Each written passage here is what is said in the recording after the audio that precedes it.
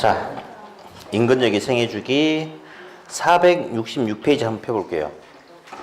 466 인근역의 생애주기. 예. 어디 펴셨죠? 466. 자, 그림 한번 이제 그려볼게요. 거기 보니까 뭐 성장기, 성숙기 뭐 이렇게 나와 있는데 한 세 군데 정도만 이렇게 잡아내주면 되거든요. 그러니까 한번 그림 볼게요. 자, 이렇게 시간이 흘러가요.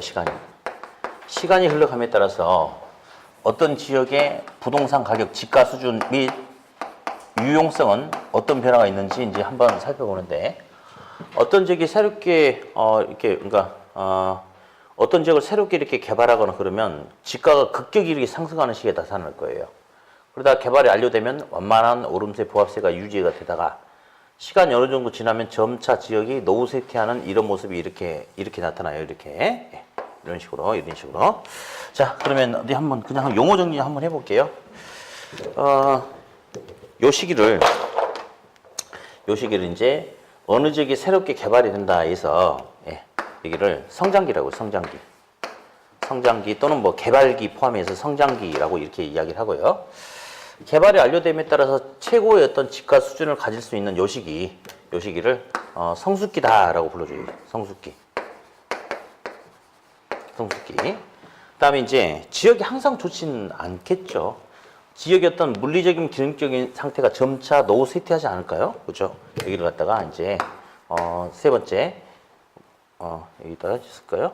세 번째 이렇게 쇠퇴기 이렇게 이제 불러주고, 다음 요 시기 때는 이제 지역이 이제 더 맛이 가는 시기인데 뭐 4번 천익이다 이렇게 이제 불러주거든요. 그리고 요 5번은 뭐 중요하지 않은데 악화기다라고 이렇게 이제 불러준대요. 시간이 흘러감에 따라서 이제 이런 모습이 있는데, 여기서 이제 어떤 특징이 있는지 한번 먼저 잡아볼게요. 성장기는 새롭게 지역이 개발됨에 따라서 급격히 가격 상승률이 높아지는 시기가 될 수 있겠죠. 이 시기 때는 짧은 시간 내에 집가 상승이 급격히 나타나기 때문에 투기 현상 이런 게 나타날 수가 있어요. 아무튼 성장기 때는 가장 큰 특징이 집가 상승률이 가장 높게 나타나는 시기가 성장기고, 이때는 이제 투기 현상 이런 것들이 나타나고 대규모 신규 주택 공급이 이루어지기 때문에 이렇게 어떤 그 실수요자보다는 어떤 투기 수요 이런 것들이 많아가지고 사람들의 전출입이 이렇게 활발하게 나타나는 시기를 성장기다 그렇게 이제 불러주고요. 성장기 때는 개발이 완료됨에 따라서 최고의 가격 수준을 갖는 시기예요. 이때는 실수요자에 의해서 지탱이 되기 때문에 사람들이 왔다 갔다 유동인구가 많은 게 아니고 실수요자에 의해서 지역이 안정화되는 시기, 인구의 전출입이 적고 안정화되는 시기며, 이 시기 때는 이 지역을 구성하고 있는 사회 구성원들의 어떤 사회적인 수준, 경제적인 수준도 가장 높은 시기가 바로 성숙기입니다. 그래서 성숙기는 지가가 가장 높은 시기, 지가 수준이 가장 높은 시기를 성숙기다라고 이렇게 불러줍니다. 다음 쇠퇴기 때는 이제 지역이 이제 한 30년, 40년 지나다 보니까 이제 지역 만들어 놓은 이후로 점차 어떤 그 지역 내 어떤 기반 시설이라든지 건축물 등 이런 것들이 이제 노후화되고 시대에 좀 맞지 않게끔 뭔가 이렇게 그런 시기가 나타날 수 있겠죠. 쇠퇴하는 시기를 쇠퇴기라고 그래요. 그다음에 천이기 때는 약간 이렇게 의심스러운 부분이 하나 있는데, 시간이 흘러갈수록 이 지역의 물리적인 기능적인 상태는 계속 나빠져야 되는 거잖아요. 그렇죠? 나빠져야 되는데도 불구하고 일시적인 지가 상승이 나타나요. 천이기 때는 일시적인 지가 상승의 모습이 나타나. 이거 말이죠. 지역의 어떤 물리적인 기능적인 상태가 좋아서 그런 게 아니고, 자, 요 시기가 되면 저기 싼 동네 하고 저가주택의 양은 한정적인데 저소득층들이 대거 지역으로 유입될 수가 있어요. 그러다 보니까 공급이 부족해서 일시적인 지가 상승이 나타날 수도 있다. 뭐 이렇게 이야기를 하고, 또 하나 쇠퇴기 말이라든지 천이기 초 사이에 지역을 개선하고자 하는 재개발 등의 우리 흔히 말하는 정비사업 등이 나타난다면 악화기가 도래하지 않고 다시 새롭게 이렇게 시작할 수 있을까요? 그러다가 폐춘화 현상이다라고도 불러줘요. 봄, 여름, 가을, 겨울, 담에 끝나는 게 아니고 다시 새롭게 봄으로 돌아갈 수 있다. 그걸 뭐라고도 한다? 회춘화 현상 이렇게. 자, 그럼 이제 용어 정리 다시 합니다. 자, 첫 번째 볼래요? 성장 여기 주목하세요. 자, 여기 성장기죠? 성장기 때는 집값 수준이 가장 높다고 그랬죠? 그죠? 언제 그랬어? 그래. 그렇게 시험에 오답이 나와. 집값 상승률이 높죠? 집값 수준이 높은 건 어디야? 여기야. 그러니까 이거 두 개 구분하셔야 돼요. 어? 성장기 때 높은 건 뭐고? 집값 상승률이 높은 거고, 성숙기 때 높은 것은 집값 수준 자체가 높은 거예요. 구분하셔야 됩니다. 네. 다음. 성장기 때 집값 상승해요. 천위기 때도 집값 상승하죠? 맞잖아. 그럼 성장기 때 그 집값 상승과 천위기 때 그 집값 상승은 원인과 추세가 동일하다. 맞아, 틀려? 틀렸죠. 여기는 말도 안 되는 거야. 여기는 지역이 새롭게 개발됨에 따라서 새로운 지역의 어떤 환경 등이 만들어짐에 따라서 집가 상승의 원동력을 가지고 집가가 상승하는 건데, 여기는 단지 그냥 물리적인 어떤 기능적인 상태는 계속 나빠지는데 그냥 수요가 공급보다 일시적으로 좀 많아서 일시적인 집가 상승의 모습을 보여주는 것이지 지속적인 상승의 모습을 보여주는 게 아니니까, 요놈과 저놈은 집가 상승의 원인과 추세가 동일하다 이런 식으로 접근하면 안 됩니다. 네, 다음. 세태기 말이라든지 천위기 초 이 사이에 재개발을 하고자 하는 노력이 있다면 다시 이 지역은 새로운 환경으로부터 출발할 수 있겠죠? 무슨 현상이 나타날 수 있다? 회춘화 현상, 요 정도만. 별도로 요거는 사실은 복습하지 말고요. 그냥 그렇구나 하고 넘어가고 나중에 문제풀이 할 때 한번 보면 돼요, 사실은. 예. 아무튼 그 정도. 그래서 제가 이제 요거 써놨어요. 양가로 1번은 보니까 성장기 뭐가 제일 높대? 제목에. 집가 상승률이 가장 높고, 양가로 2번 성숙기는 집가 수준이 가장 높고, 아무튼 그 정도 개념만 보시면 되겠다. 예. 자, 468페이지. 야, 이제 어려운 부분 들어왔네. 그래요. 근데 해야지 어떻게 하냐. 이제 지금까지는 감정평가가 이런 것이다, 뭐 이런 걸 토대로 한다, 뭐 이렇게 기초적인 내용을 했고, 오른쪽에 496페이지 이제 감정평가 그 표가 있잖아요, 표가. 이거는 구체적으로 이제 어떤 절차, 어떤 테크닉을 통해서 부동산의 값을 알아보는지 한번 접근해 보겠다. 그래서 이제 감정평가 방식이다. 그렇게 이야기를 하는데요. 어디, 칠판을 통해서 이제 한번 우리가 다시 한번 정리해 봐야 돼요. 자, 이 부동산이 이렇게 있는데, 부동산이 있어요, 부동산이. 근데 이 부동산이 어떤 유형이냐에 따라서 이렇게 평가하기 위해서 접근하는 방법의 차이가 좀 있대요. 첫 번째, 만약에 이 부동산이, 어떤 이렇게 학교라든지 체육공원이라든지 교회라든지 이런 물건이 될 수도 있고, 두 번째는 주택이라든지 아파트, 특히 토지 이런 물건이 될 수도 있고, 세 번째는 음식점, 상가라든지 임대료 수입이 발생할 수 있는 빌딩이라든지 뭐 이런 유형의 부동산이 있을 수도 있겠죠. 여러 가지가. 그러면 이제 어디 주택이나 아파트 이런 것 같은 경우는 시세가 있을 수 있을까요? 시세가 있어? 시세가 있다는 것은 이와 유사한 부동산들의 매매 사례가 많이 나타날 수 있다 이겁니다. 그래서 그걸 갖다가 시장성이라고 이야기해. 시장성. 얘는 시장성, 즉 시장에서 정상적으로 거래가 활발하게 매매가 될 수 있는 능력을 가졌기 때문에 이런 물건의 가격을 알아볼 때는 그냥 손쉽게 시장에서 이와 유사한 대치 관계가 있는 유사한 부동산이 얼마에 팔렸느냐, 그놈하고 비교를 해가지고 이놈 물건 가격을 알아볼 수도 있다라고 이야기해요. 그러니까 그러면 이 시장성에 의해서 얘는 무슨 방식으로 평가하는 거냐? 유사한 부동산의 매매 사례하고 비교해서 평가하는 비교 방식이다라고 이렇게 이야기해요. 또는 이제 우리 책에 보니까 혹시 무슨 접근법 나왔어요?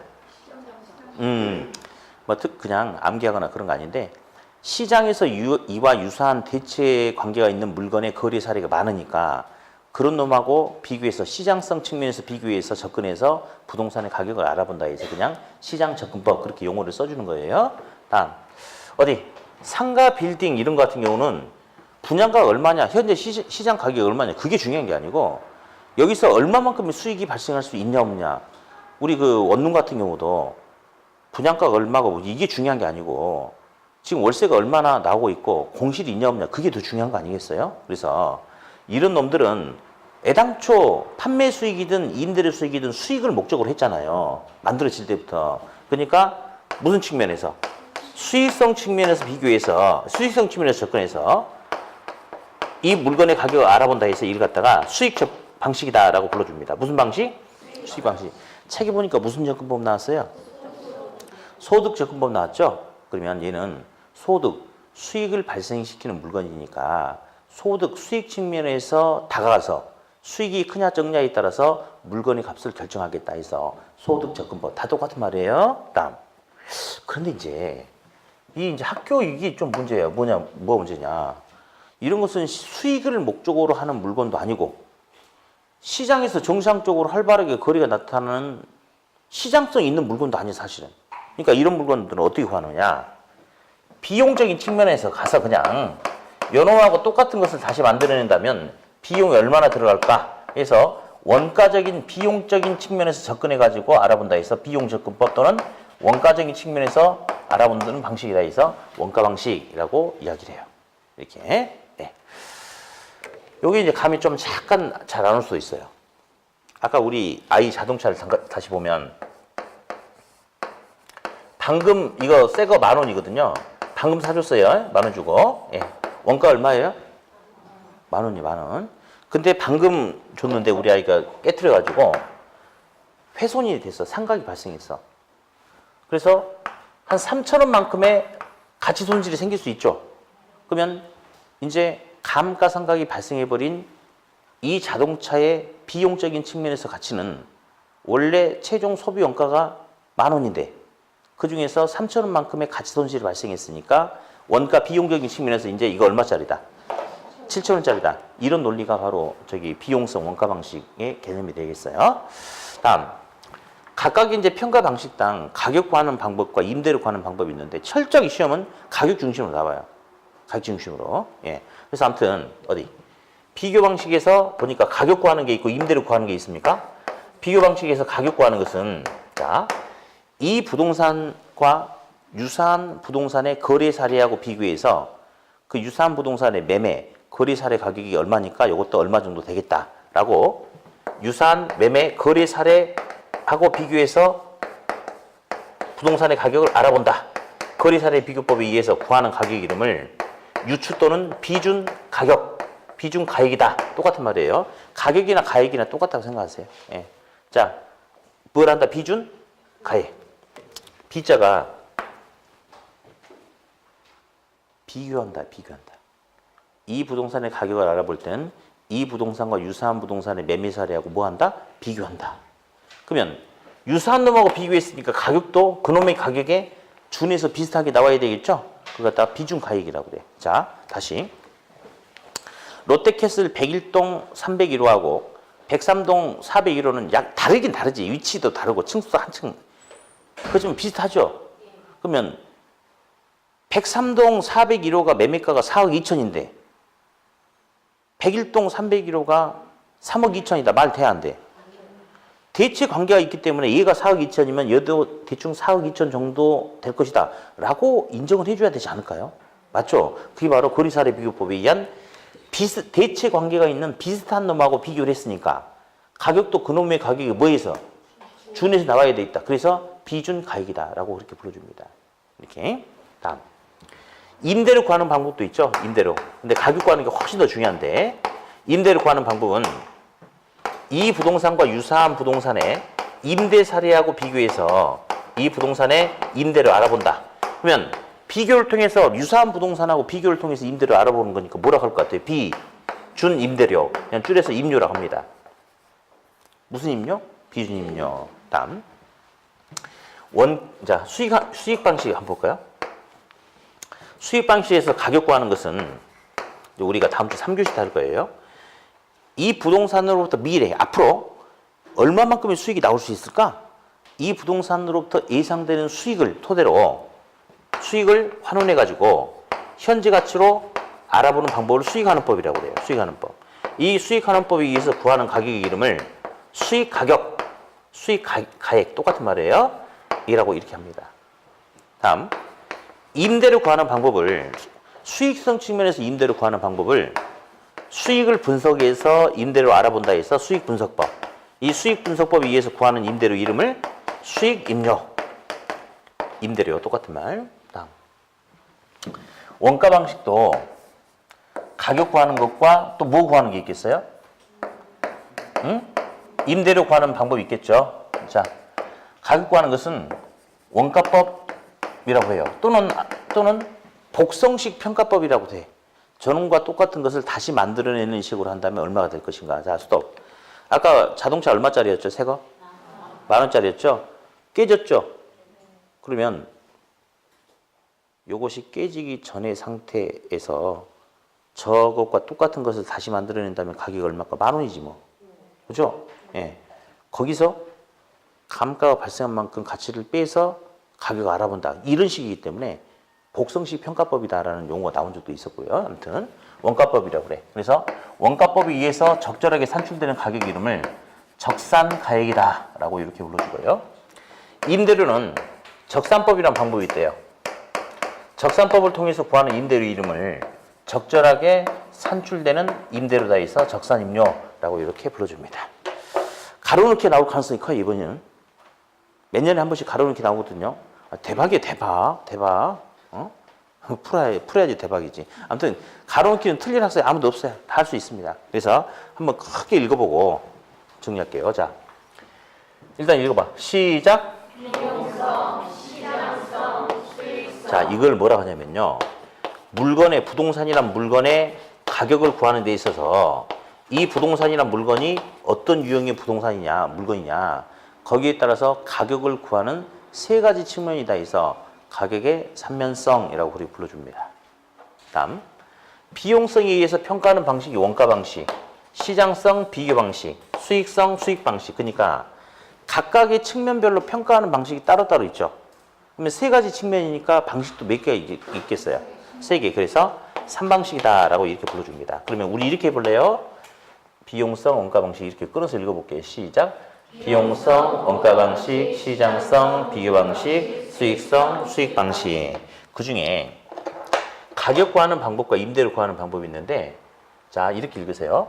가격은 원가법, 임대료는 적산법. 자, 자, 다시 여기서부터 읽어요. 시작. 비용성 원가 방식, 가격은 원가법, 임대료는 적산법. 원가법에 의한 가격 이름 뭐다? 적산가액. 임대료는 적산임료. 중에 이제 가격 구하는 게 시험에 주니까 묶어서 이제 쭉 읽을 거예요.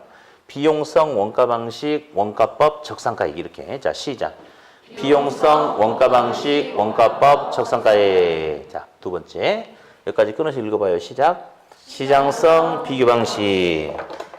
가격은, 야, 다시 시작. 가격은 거래사례비교법, 임대료는 임대사례비교법. 자, 다시.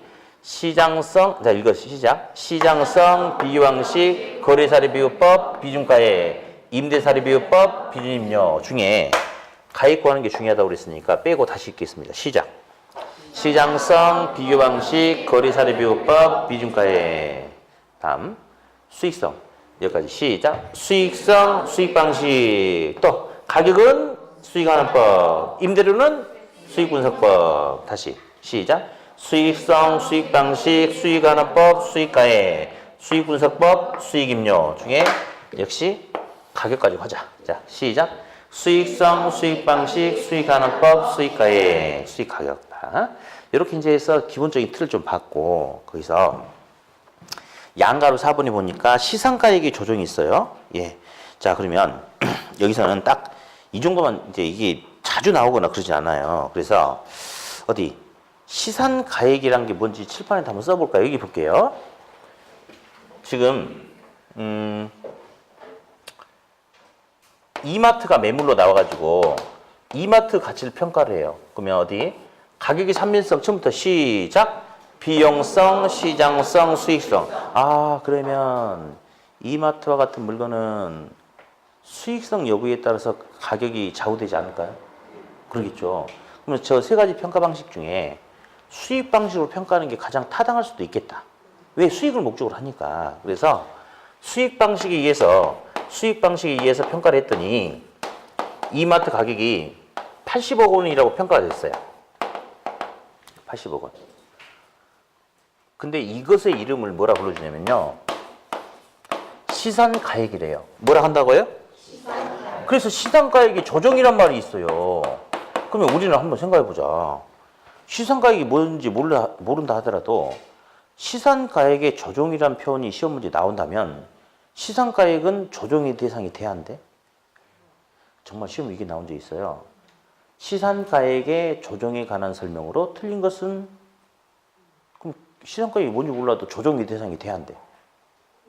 아니 시험 문제에서 시산가액의 조정에 관한 설명으로 틀린 거 이렇게 물어봤다니까? 그러니까 시산가액이 뭔지 모르겠지만 조정의 대상이 되는 거 아닙니까 지금 상황이. 근데 3번 시산가액은 대상 부동산의 최종 평가 가격이다. 맞아 틀려? 아니지.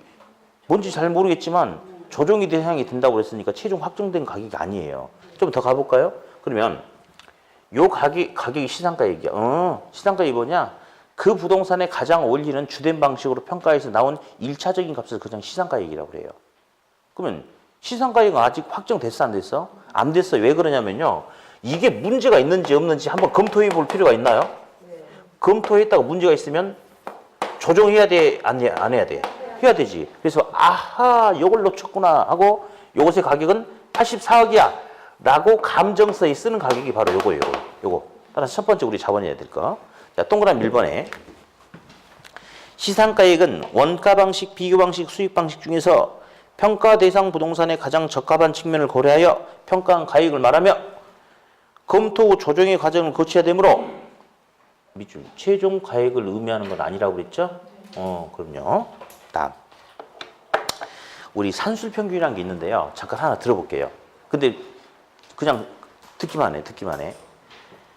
옛날에 마샬이라는 사람이 그냥 듣기만 하자고 그랬어요. 3면 등가성의 원리를 주장했어요. 3면 등가성. 자, 다시 가격 3면성 시작. 비용성, 시장성, 수익. 완전 경쟁시장을 전제로 한다면 어떤 물건이든지 비용성 측면, 시장성 측면, 수익성 측면 어떤 측면에서 바라본다 하더라도 그 물건의 가격은 똑같다. 그게 바로 세 가지 측면, 어떤 측면에서 보든지 가격은 등가 똑같대요. 이게 3면 등가 원리라고 하거든요. 근데 우리 현실 시장이 완전 경쟁 시장인가? 아니잖아요. 그럼 이런 논리가 적용이 되겠어, 안 되겠어? 이런 논리가 적용이 되지 않겠죠. 그래서 이거 인정하지 않아요. 그래서 검토가 있어가지고 조정할 때는 어떻게 하느냐? 그 방식의 가장 주된 어울리는 방식에 가중치를 높게 주고 그렇지 않으면 가중치를 낮게 주고 이제 이런 식으로 하는데 이게 작년에 계산 문제가 나온 게 어떤 식이냐면 예를 들어서 한번 예를 들어보자. 이 부동산의 가격을 평가를 하는데 정말 여기 없죠. 있다. 470페이지 잠깐 보면요.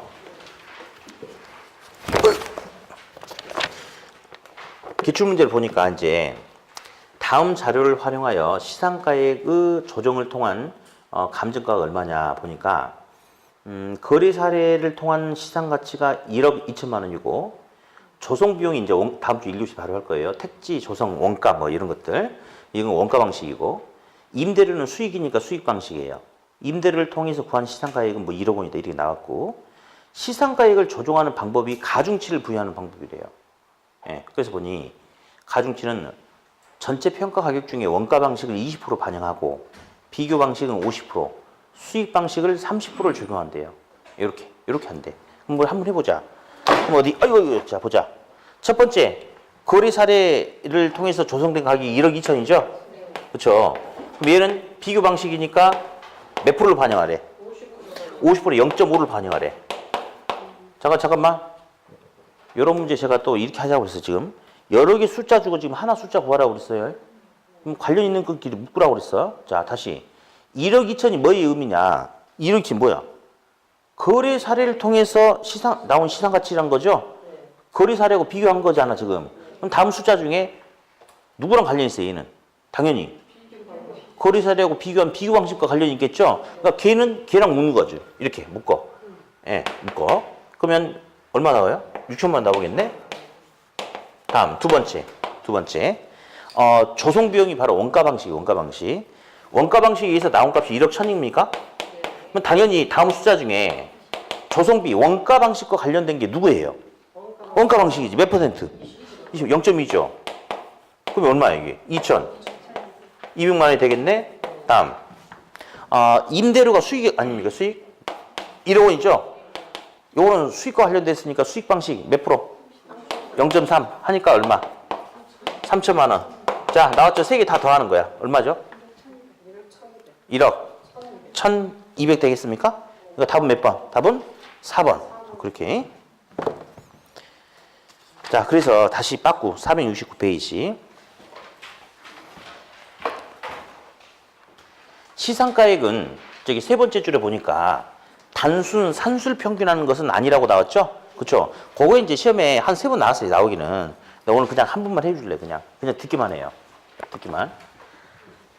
마샬의 이론처럼 삼면 등가성의 원리가 적용된다면 원가 방식에 의해서 구한 값, 비교 방식에 의해서 구한 값, 수익 방식에 의해서 구한 값을 싹 더해가지고 단순하게 나누기 3한대.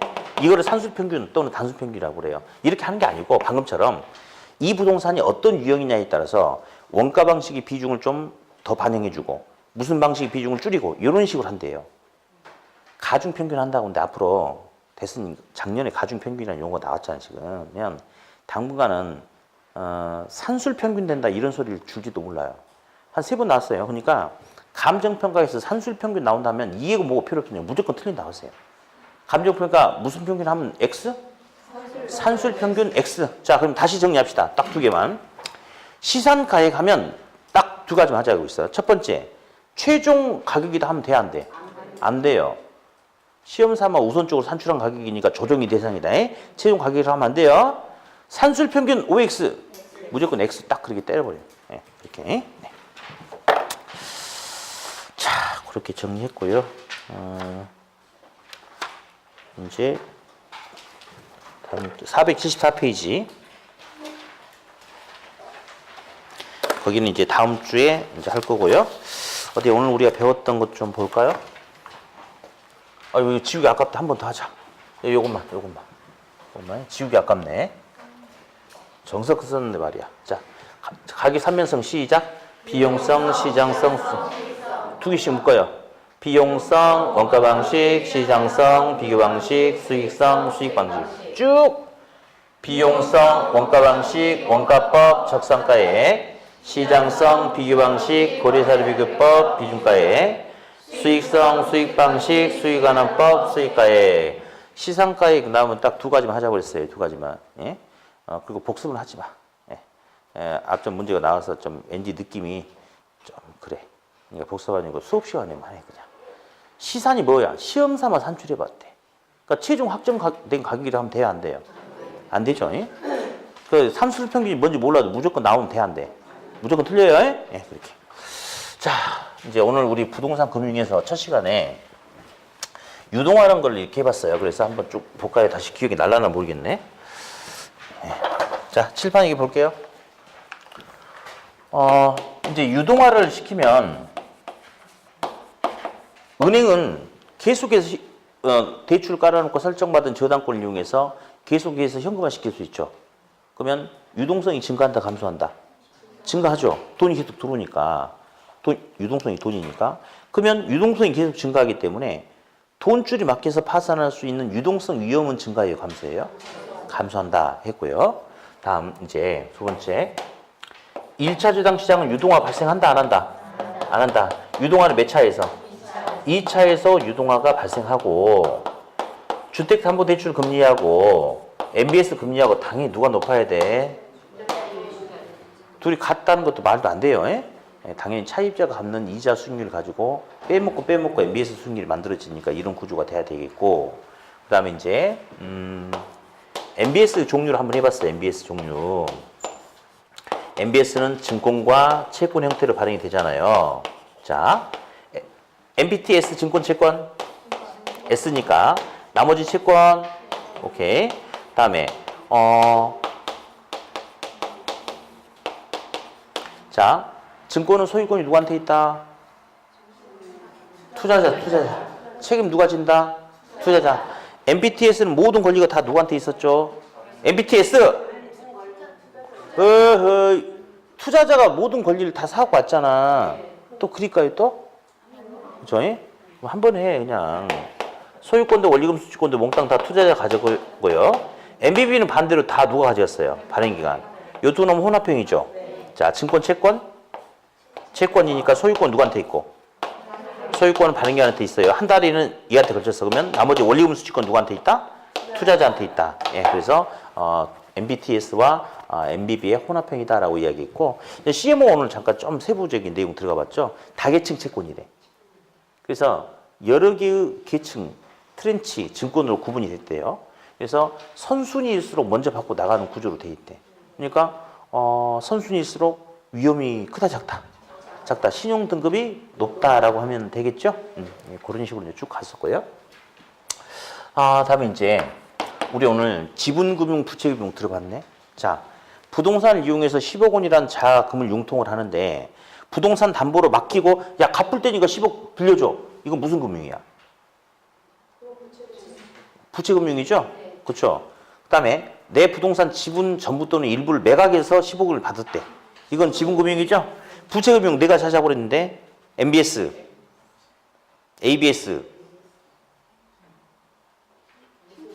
신탁금융, 또 사채, 주택 상환 사채, 이 네 놈은 부채금융이다라고 했어요. 좀 오늘 잘하세요. 잘하세요. 비 오는 날은 원래 자꾸 잔소리하면 비 안 와요? 비 오지 않나요? 날씨 흐릴 때는 자꾸 싫은 소리 하면 듣기 싫은 거예요. 그러니까 안 하려고. 근데 잘 좀 해. 잘 좀 해.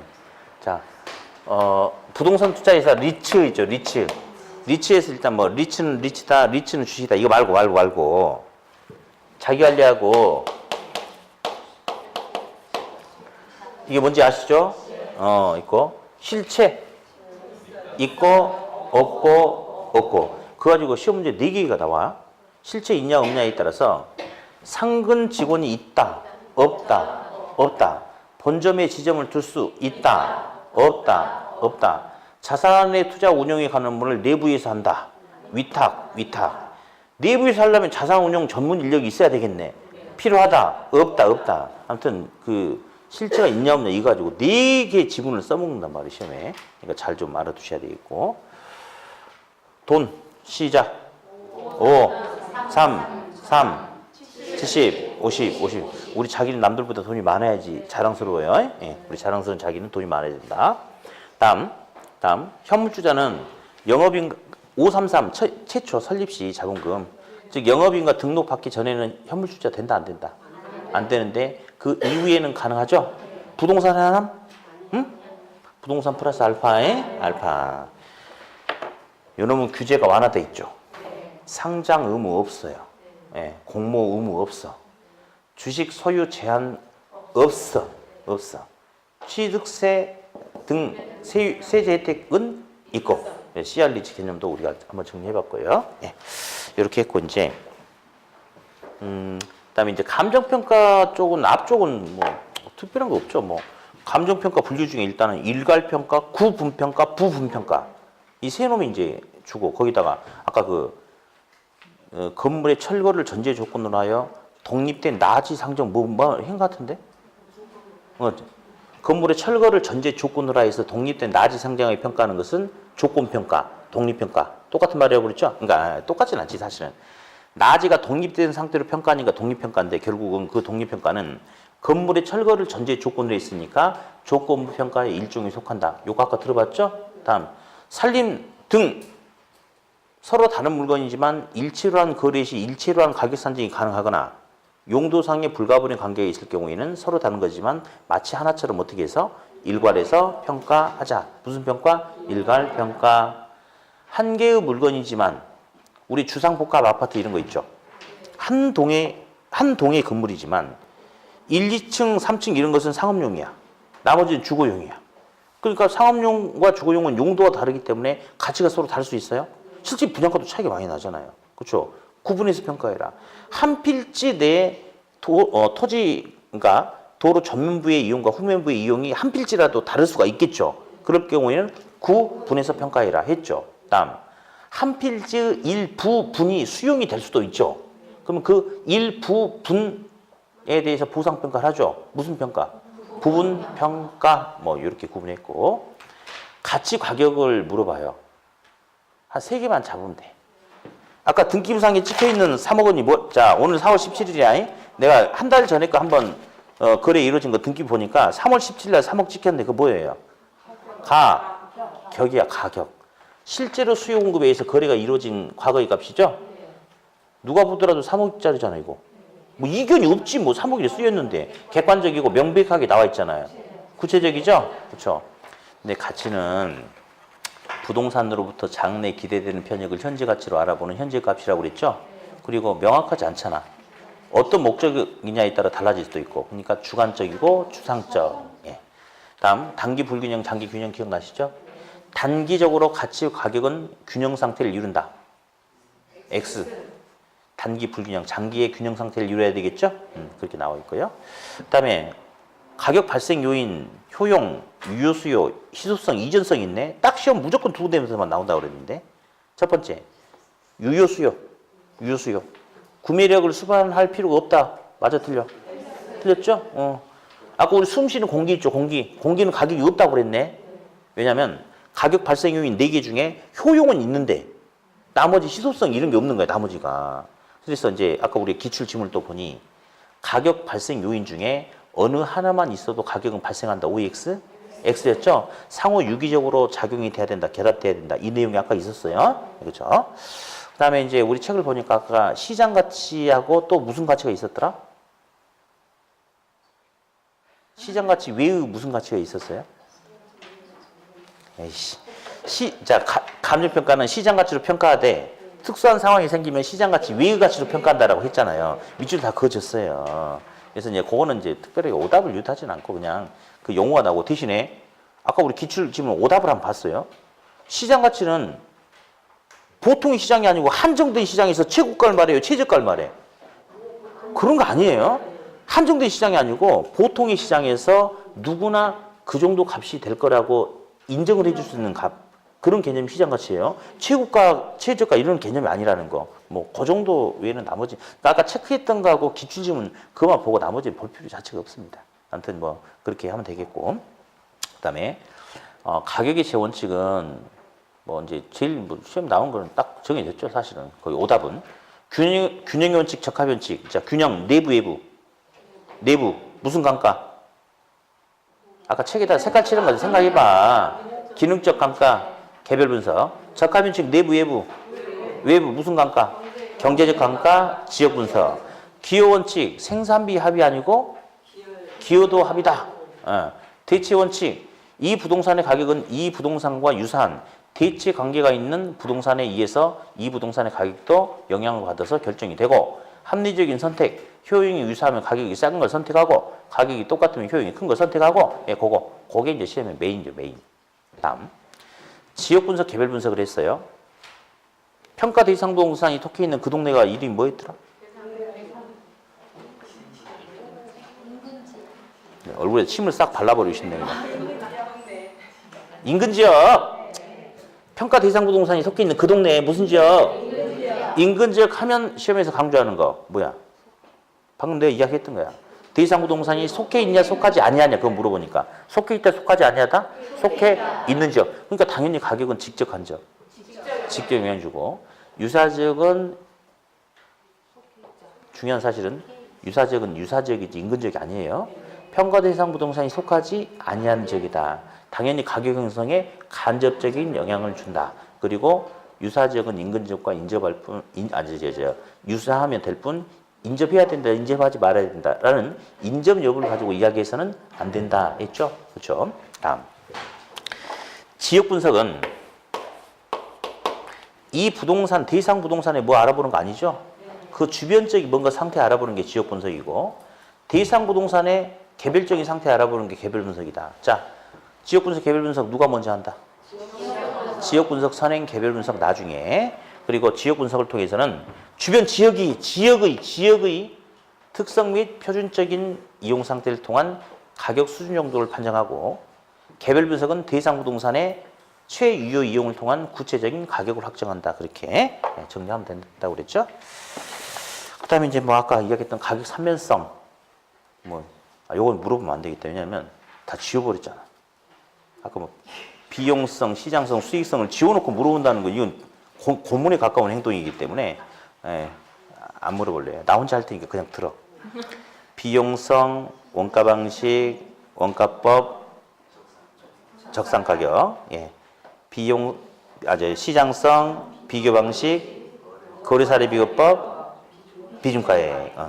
자, 수익성, 수익 방식, 수익 환원법, 수익 가격. 완벽한 수업이었습니다. 완벽하게 마무리가 잘 됐어요. 완벽한 수업이었죠? 그렇죠. 그 어려운 걸 다 기억하고 있었다니. 얼른 끝내버려야겠다. 자, 그럼 고생 많이 하셨고, 이렇게 오후 수업은 그대로, 했던 대로 그대로 진행할 거예요. 자, 그러면 식사 맛있게 하시고, 다음 주에 다시 뵙도록 하겠습니다. 수고하셨습니다.